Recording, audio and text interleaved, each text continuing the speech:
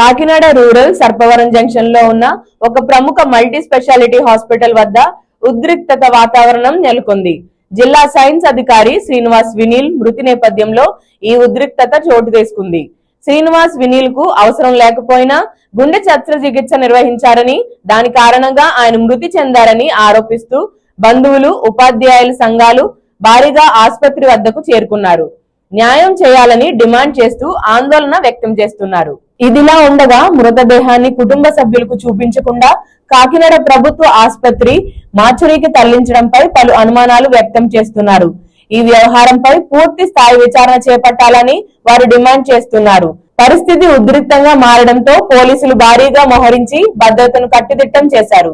మరోవైపు ఆసుపత్రికి మద్దతుగా కాకినాడలోని ప్రైవేట్ ఆసుపత్రుల యాజమానులు కూడా ముందుకు రావడం గమనార్హం.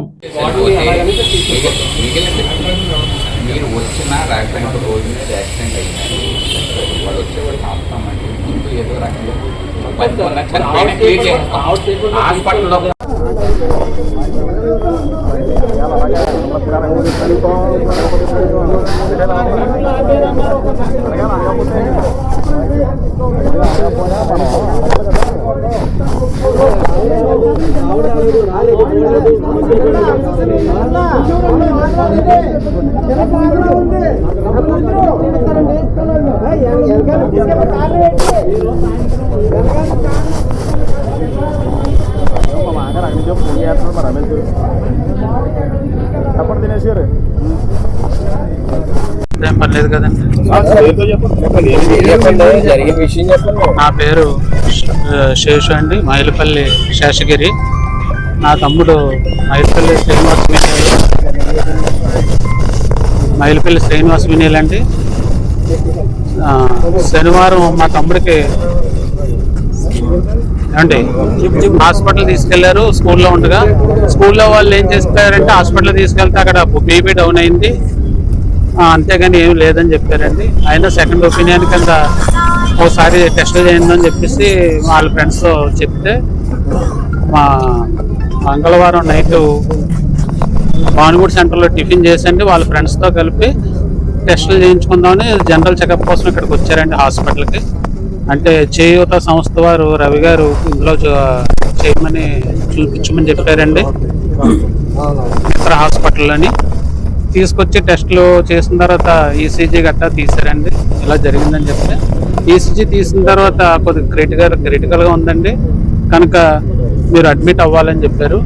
అంటే మా తమ్ముడు క్యాజువల్గానే అప్పుడు నార్మల్గా వచ్చాడండి, టిఫిన్ చేసి మామూలు నార్మల్గానే వచ్చాడు ఫ్రెండ్స్ తోటండి.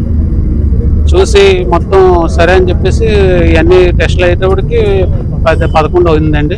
11 అయితే అప్పుడు ఫోన్ చేశారు మా మరదలకి మా తమ్ముడు వాళ్ళ వైఫ్కి ఫోన్ చేస్తే అప్పుడు తను వచ్చిందని ఇక్కడికి వచ్చేటప్పుడు 11:30 మొత్తం మీద ఇవన్నీ మాట్లాడుకుంటప్పుడు 12 అయిందండి. నాకు 12-10 ఫోన్ చేశారండి. 12-10 నిమిషాలు ఫోన్ చేస్తే ఏటమ్మా అంటే మాట్లాడితే ఇలా జరిగింది, మీ అన్నయ్యని మీ తమ్ముడిని హాస్పిటల్లో జాయిన్ చేశారండి. అంటే వెంటనే మా మరదలు ఫోన్ కట్ చేసి మా తమ్ముడు ఫోన్ చేశానండి.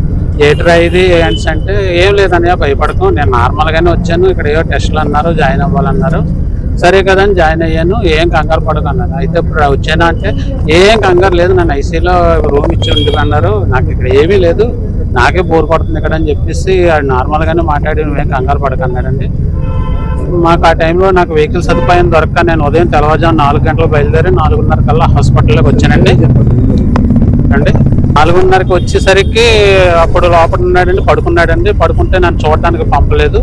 6 గంటలకి ఒకసారి వెళ్ళానండి. వెళ్తే వాళ్ళు స్టాఫ్ కూడా పంపకపోతే నేను బతిమాలి అమ్మ అన్నయ్యనమ్మా నేను అని చెప్పేసి బతిమాలి వాళ్ళతో వాగ్వాదం చేసి కొద్దిగా లోపలికి వెళ్ళి మాట్లాడానండి. చూడగానే ఏడుపు వచ్చేసి నేను ఏడితే ఎందుకన్నా ఏడుతో నేను నార్మల్గా ఉన్నాను కదా, నన్ను తీసుకొచ్చి ఐసీలో పెట్టారు, అంతేగాని ఏం లేదు, ఇగో పక్కన తెల్లవారులు గురక వల్ల నిద్ర లేదు, అంతే ఏం పర్వాలేదు బాగుంది, నేను ఏం లేదన్నారు. వీళ్ళు వెంటనే టైం అయిపోయిందని వెళ్ళిపోండి అన్నారు. మళ్ళీ 11 నుంచి 12 గంటల వరకు విజిటింగ్ అవర్స్ అన్నారు.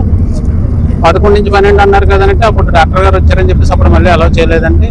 మళ్ళీ ఏమైందని మా తమ్ముడిని 12:30 చూస్తాను వెళ్తే అప్పుడు కూడా నన్ను అప్డేషన్ పెట్టి పంపలేదు. ఏదో రకంగా వాళ్ళతో మాట్లాడి వెళ్ళి వెళ్తే బెడ్ మీద పడుకొని ఉన్నాడండి. ఎరా ఏంటంటే ఏదో పైప్ ఎక్కించున్నదండి అప్పుడు చేతికి. ఏం లేదన్నయ్య, ఒక ఇంజక్షన్ చేస్తారు, ఒకవేళ దానివల్ల క్యూర్ అయిపోతే